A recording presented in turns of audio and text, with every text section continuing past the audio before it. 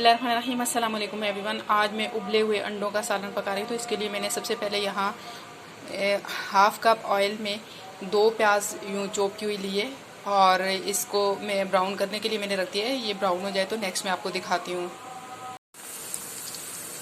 हमें जो है प्याज का लाइट ब्राउन कलर चाहिए, तो अभी थोड़ा सा टाइम लगेगा।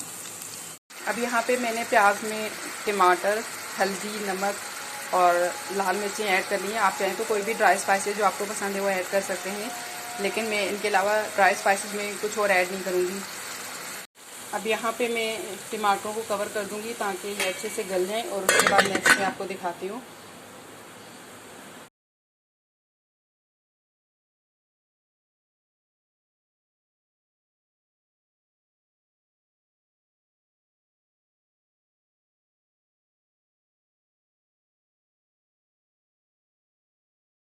अब यहाँ पे देखिए हमारे टमाटर गल चुके हैं और मैंने 3 अंडे लिए थे, उनको बॉईल कर दिया था, इस तरह से कटिंग कर लिया था और इनको थोड़ी देर में भून लूँगी और उसके बाद जो है गार्निशिंग के लिए धनिया, पुदीना और हरी मिर्च इस पर डाल दूँगी और बस हमारा सालन तैयार है। बहुत ही सादा और आसान सी रेसिपी है, इसको लाजमी ट्राई कीजिएगा।